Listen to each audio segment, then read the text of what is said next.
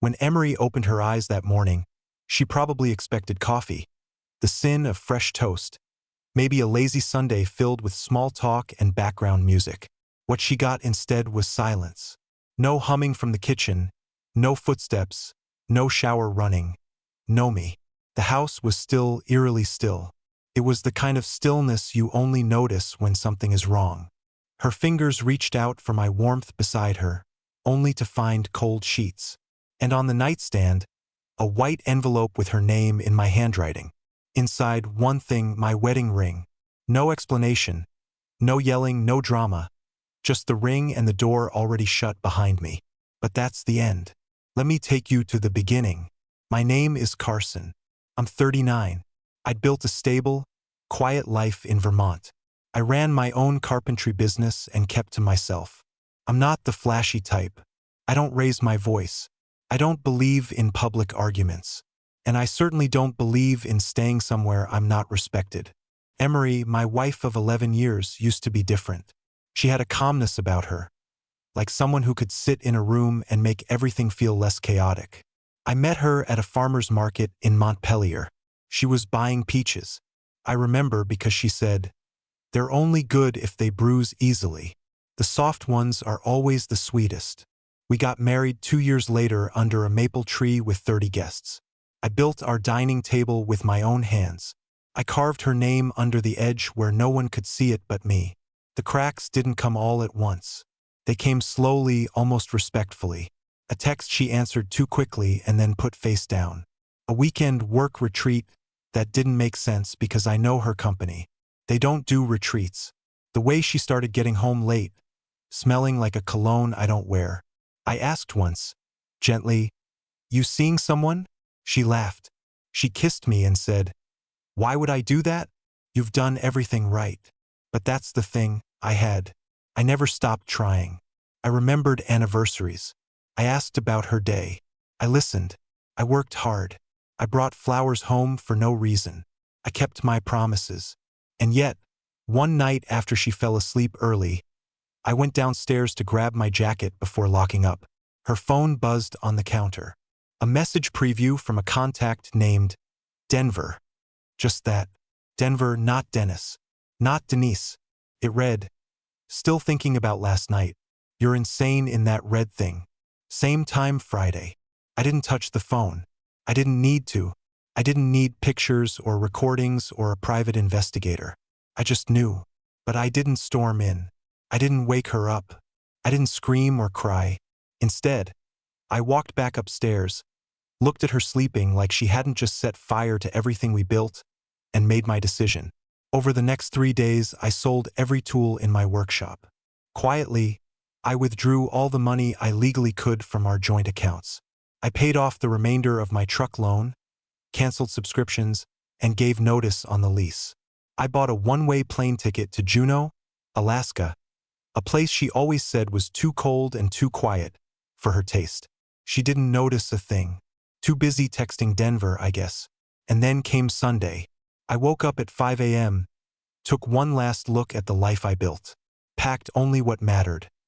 My passport, my father's watch, a small wooden carving Emery never noticed on her shelf, and my dignity. I slid the envelope under her hand. One word on the note inside, "Goodbye." Then I walked out. No mess, no theatrics, no revenge. But make no mistake, this was not surrender. This was me walking away clean. I didn't leave that morning because of a text message or because of one night's betrayal. I left because of all the nights before that, the ones where I sat alone in the living room with the TV on low volume, just waiting to feel like her husband again. I remember one specific night, maybe 6 months before I left. I'd made dinner. Nothing fancy, just grilled salmon and mashed potatoes, her favorite.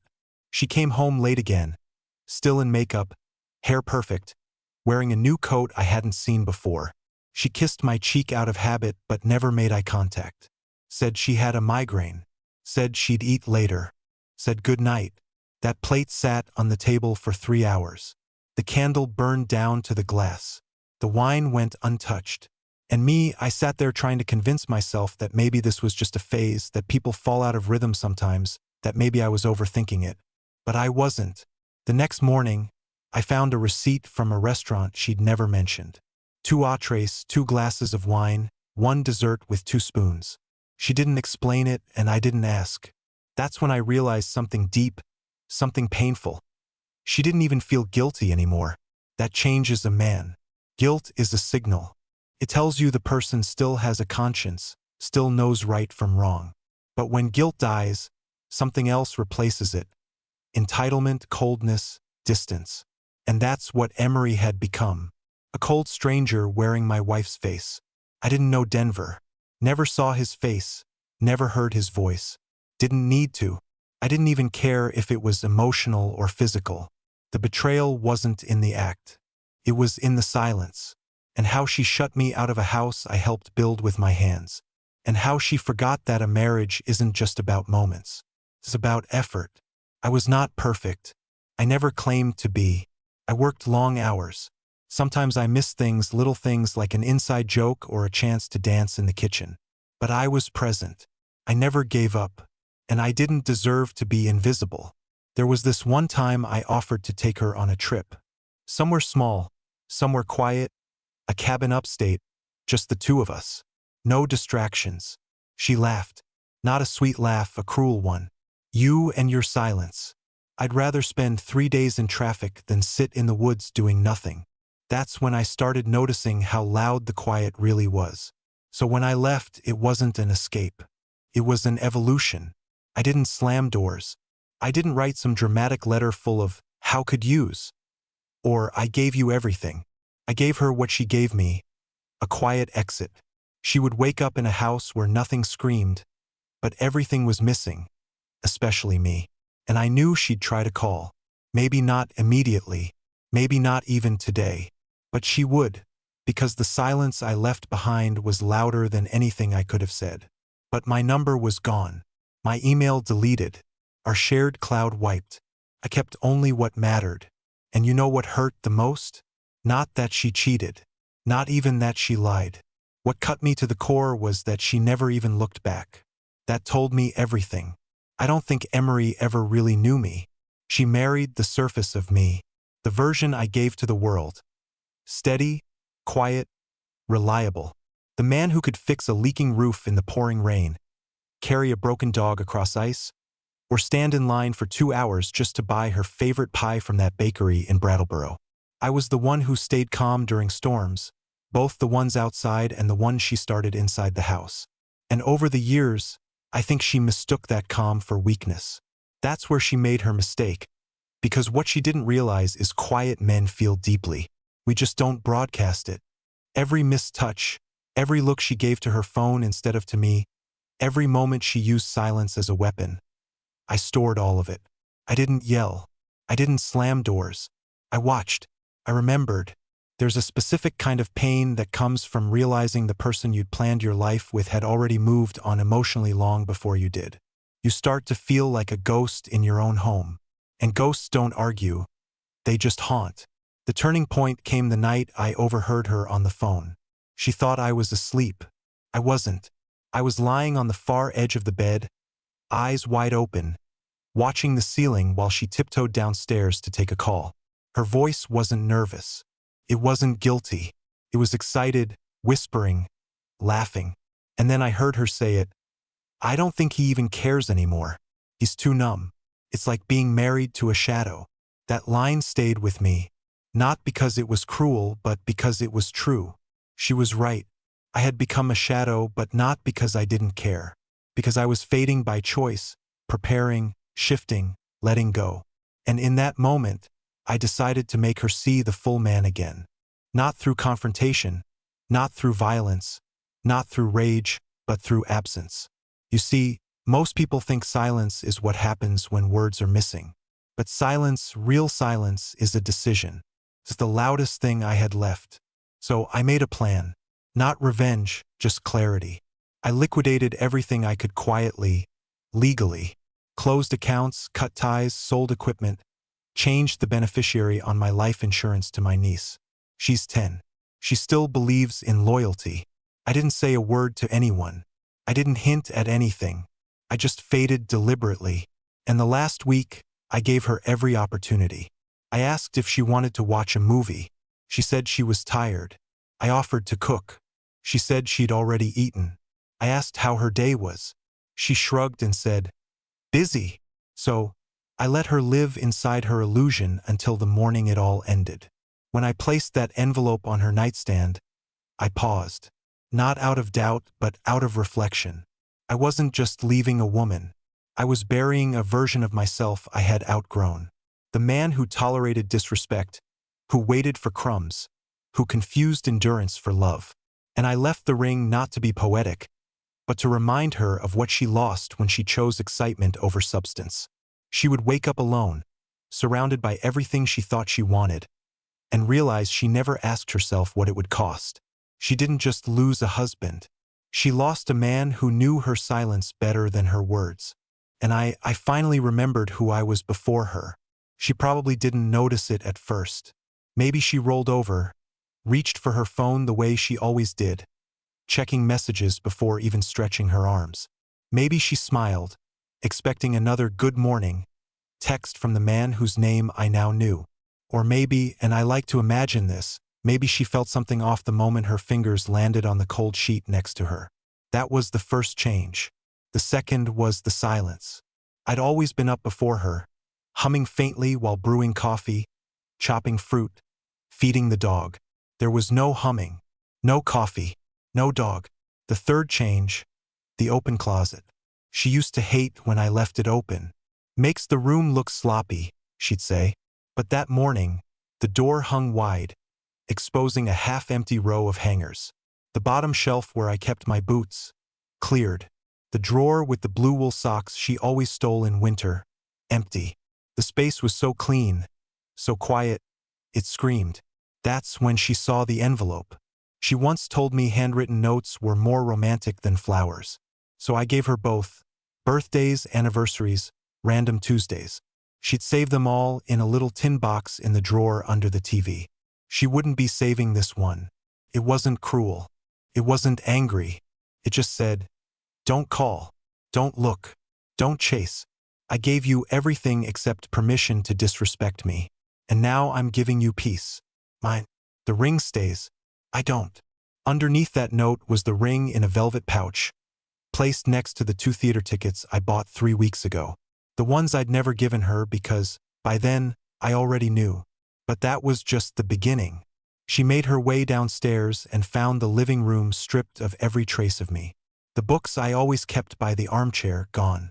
The framed photo of our trip to the coast, removed. I left the wall hook. Let her wonder how long it had been missing. The password-protected hard drive with all our photos from the past 10 years. Taken. I didn't destroy it. I just took my history back. The bank app, locked. She tried her card. Declined. She tried another. Nothing. She opened the laptop to log in and saw only a single file left on the desktop titled, Start Over. Inside, a simple spreadsheet listing the bills still due for the month, a 3-sentence note reminding her to cancel the garbage service, and the name of a moving company with a quote. I didn't owe her my mess. I owed her clarity. But the real surprise, the one that finally broke the fog she'd been walking in for months, was in the garage. There stood her car, clean, full tank, windows down slightly, like I always left them in spring. And beside it, a box, one of those sturdy storage bins with the handle locks. Inside was everything she never asked about. The receipts I'd collected, the backup phone I found in her coat, the list of restaurants she said she never visited, the second apartment lease in her name. Yes, the one she thought I'd never see. I didn't confront her. I just returned it all. She stood there, hands trembling, reading the lease agreement, the timestamps, the notes I jotted quietly in the corner like a man observing a patient storm from behind glass. She realized then not only had I known, I'd known everything. But here's the twist. I didn't take revenge. I didn't tell her parents. I didn't shame her online. I didn't torch her closet or key her car. I didn't do what 1,000 angry husbands might have. I simply stepped away so cleanly, so quietly, so thoroughly, that all she had left was herself. And I knew that would be louder than anything I could say. I can only imagine her sitting there on the garage floor, surrounded by the truth, wondering when I stopped loving her. But the truth is, I didn't. I loved her until the moment I realized she didn't value love, only attention. And I wasn't going to compete with someone's obsession with being desired. She wasn't in love with another man. She was in love with the version of herself she saw reflected in his eyes. Newer, more exciting, untouched by responsibility. But what she never realized was that mirrors crack, too. And eventually, even the newest thrill fades into routine. She learned that, but I won't be there to see it. Because by the time she opened that box, I was already miles above the clouds, watching the land I used to call home vanish below me, a clean slate unfolding. And for the first time in a decade, I didn't feel heavy. I felt free. When I touched down in Juneau, the air felt different, cleaner, thinner, like it hadn't been ruined by someone's lies yet. I'd never been here before. That was the point. I didn't want familiarity. I wanted distance, not just in miles, but in meaning. I didn't rent a car. I didn't check into a hotel. I walked slowly with just one bag and no destination. The people here looked me in the eyes when they passed. They nodded. They didn't ask questions. And that right there was a gift. I rented a cabin through a woman named Darla, mid-50s, ex-school teacher. She didn't smile much, but she had kind eyes and didn't pry when I told her I'd be paying cash month to month. She handed me the key without asking why a man with no accent, no luggage, and no wedding ring was suddenly looking for long-term lodging in the middle of nowhere. She just said, "Cabin's sturdy. It'll keep you warm. Just watch for bears near the bins." It was perfect. The cabin wasn't big, one room, small bathroom with stove in the corner, but it was honest. Nothing fake, nothing polished. The floor creaked when it should. The wind howled when the trees swayed. And when I looked out the window, there were no neighbors staring back, only trees and mountains, and the kind of silence that heals, not suffocates. I chopped wood every morning, not because I had to, there was electric heat, but because I needed to remember what it felt like to create something with my hands, something real, something that couldn't lie to me behind a screen. And for the first few weeks, that was all there was. Routine, fire, food, sleep. Until one morning, my phone buzzed. It was a cheap flip phone I'd bought in Anchorage, the kind you pay for with cash. I hadn't given the number to anyone, not Darla, not family, not even my old boss back home. So when it buzzed, I froze. It wasn't fear. It was something worse, memory. I opened the message. "You left everything, including me. I didn't think you had it in you." It was from a number I didn't recognize. But I knew who it was. There was no name. She didn't need to sign it. That voice, that entitlement, it was Emery. I stood there, still holding the axe in my hand, the screen glowing in the early morning light. She hadn't said, "I'm sorry." She hadn't asked how I was. She hadn't even acknowledged what she did, just that I'd left her, like she was the victim. I didn't reply. I didn't block her either. I set the phone on the windowsill and walked out into the snow with no coat, just to remind myself I could still feel things without her. The cold didn't sting. Not really. It woke me up. In the days that followed, more messages came. Some were short. "Where are you? Why won't you talk to me? I never wanted to hurt you." Others were longer, little guilt-laced monologues about how she had been lonely and confused, about how she thought I didn't love her anymore. My favorite one was, "I only did what I had to do. You were barely there." I laughed when I read that. Not bitterly, not cruelly, just quietly. She still hadn't realized it. This wasn't about her cheating. This was about who she became, a version of herself that I no longer recognized. Someone who saw my stillness as apathy, who interpreted my consistency as weakness, who thought that just because I didn't yell or cry or beg, I didn't feel pain. But pain doesn't always scream. Sometimes it packs a bag and vanishes. I didn't answer her, but I didn't delete the messages either. I kept them not as proof. I didn't need proof, but as a reminder of how blind someone can be to another person's soul, even after years of sleeping beside them. A week later, I went into town for supplies, and that's when something happened I didn't expect. As I stepped out of the general store, a woman was standing by my truck. Tall, mid-40s maybe, sharp eyes, messy bun, and a plaid jacket dusted with snow. She looked at me like she already knew me, or had once. "You're Carson, right?" she asked. I didn't answer right away. She smiled and said, "Darla told me about you. Said you seemed like someone trying to disappear. I've done that too." Her name was Reagan. Divorced 5 years. Moved up here after her husband left her for a coworker. She built cabins with her hands. Had a dog named Thomas and a pickup with more rust than paint. She didn't flirt. She didn't pity me. She just offered me a cup of coffee. I accepted. Not because I was ready, I wasn't, but because I realized something that day. Healing doesn't mean forgetting. It doesn't mean replacing one face with another. It means creating a version of yourself that can look in the mirror and say, "I'm not who I was, but I'm proud of who I'm becoming." Emery thought I left because of her betrayal. But in truth, I left because I finally remembered what I deserved. And once you remember that, really remember, you never go back. I didn't hear from her for over a month after that first wave of messages. Maybe she gave up. Maybe she was waiting, watching, hoping I'd blink. Or maybe, and this is the one I believe, she finally had to sit with herself, not the version of herself she'd curated for social media, not the woman who always had someone to text or somewhere to be, but the real her, the one I used to love, the one I buried when I walked away. Life in the North was simple but not easy. That's what I came to understand. There's a difference. Chopping wood, cooking from scratch, checking for moose tracks near the back of the property. None of it was complicated, but every task demanded presence, and that's what healed me. When you live in a place where one forgotten chore can mean frozen pipes or spoiled food, you stop drifting. You show up fully or you pay for it. I started building again. At first, just shelves, a bench for the porch, then a small storage shed beside the cabin. Word got around town, and soon Reagan was dropping off scrap lumber, asking if I could help with a porch swing she was working on. We never talked about love. We never talked about hurt. We just did. Hands in sawdust, breath in the cold, respect in the silence. Then one afternoon in early April, as the snow began to melt and the trees whispered of spring, Darla showed up at my cabin with a folded piece of paper. "This came for you," she said. "Found it tucked under the back door at the store. No stamp, no envelope." I took it. The paper smelled faintly of her. Emery.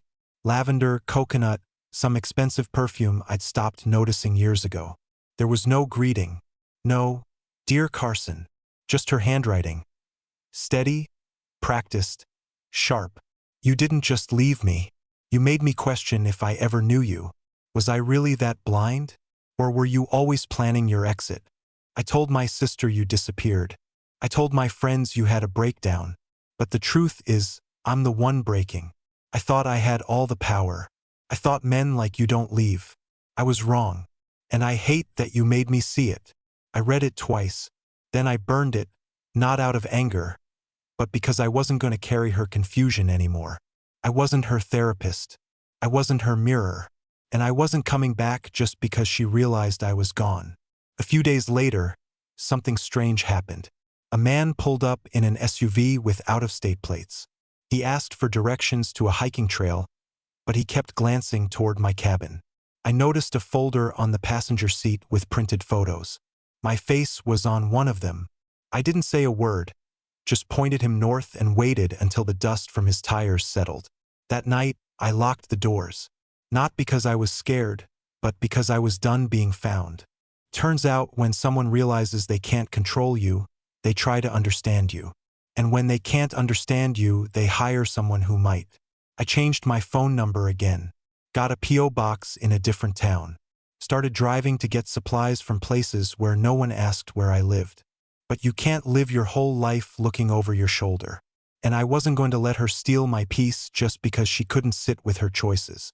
So I focused forward. One morning, while working on the frame for a greenhouse, Reagan brought me a jar of soup and sat on the edge of the porch. We didn't talk about the letter. We didn't talk about the man in the SUV. We just sat there, her eyes watching the trees, mine on the grain of the wood in my hands. After a long while, she said quietly, "You're not lost, you know. You're just new." That line stuck with me because she was right. I wasn't broken. I wasn't hiding. I was becoming. Becoming someone who didn't need to be understood by the people who took him for granted. Becoming someone who didn't flinch when silence settled in. Someone who knew that disappearing isn't always running. Sometimes it's rebuilding. And most importantly, I was becoming someone Emery no longer had access to. Emotionally, logically, spiritually. It wasn't about revenge. It was about evolution. One afternoon, as spring finally broke through the Alaskan cold and the snow retreated into the shadows of pine trees, I found myself walking deeper into the forest than usual. I didn't have a plan, just an old thermos, my gloves, and a desire to be even further away from anything that remembered me. The path wasn't marked, but it didn't matter. Out here, you didn't need signs. You just needed instinct and time. I stopped at the edge of a frozen creek, sat on a rock, and listened. Birds argued above me.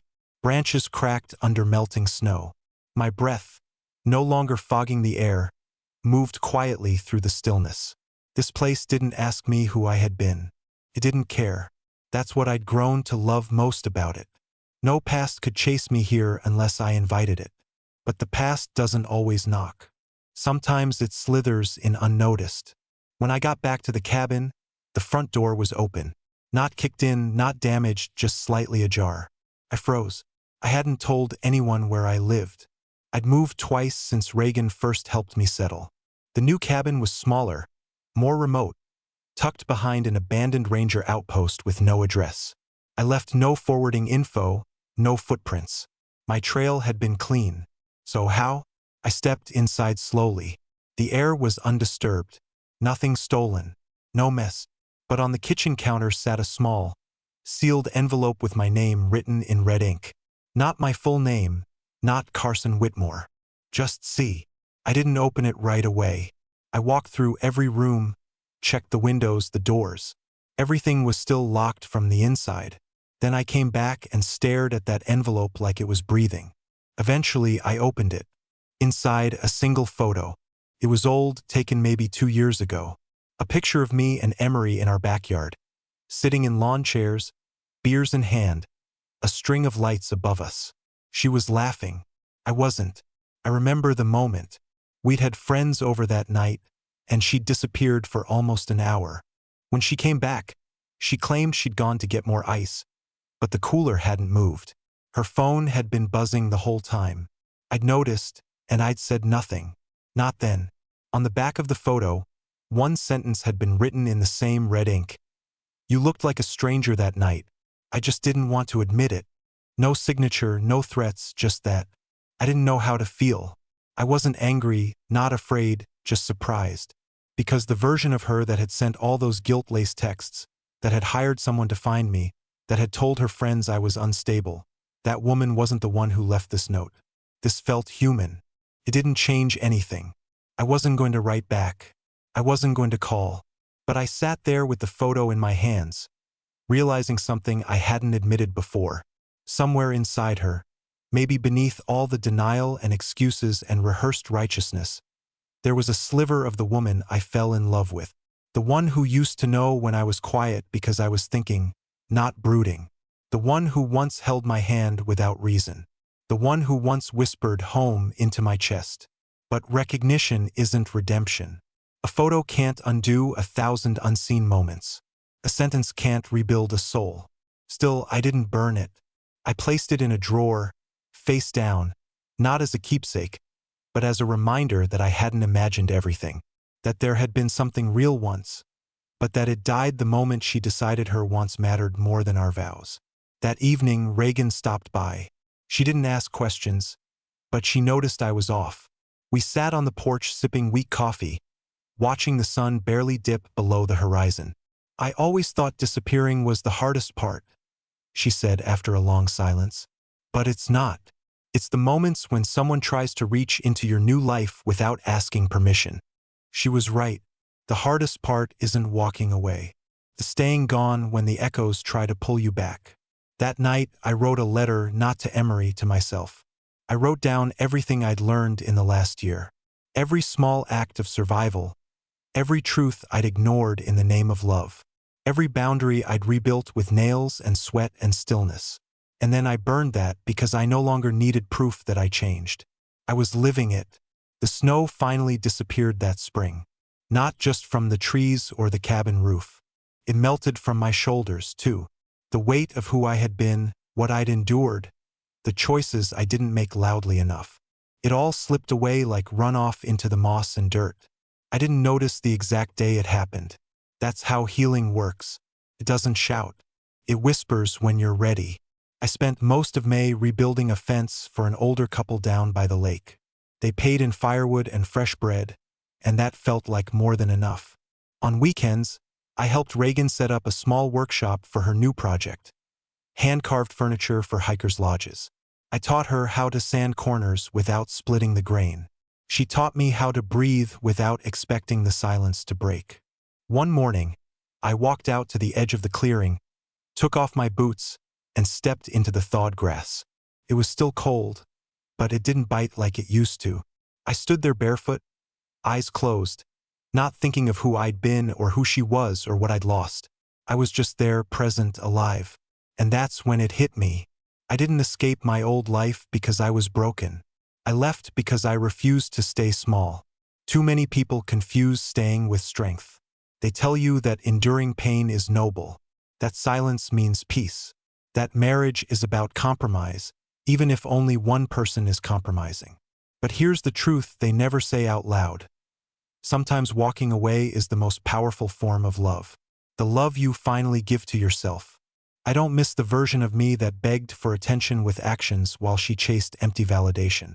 I don't miss the man who waited for someone else to choose him every day. That version of me was loyal, yes, but he was also tired, bent, and slowly vanishing. I'm not that man anymore. Now, I choose myself every morning. Not selfishly, not out of pride, but because I finally understand something that took years to learn. You don't need to be loved loudly to be valuable. You don't need someone else's recognition to prove your worth. You don't need to be chosen by someone who never really saw you. You need your own voice, your own ground, your own peace.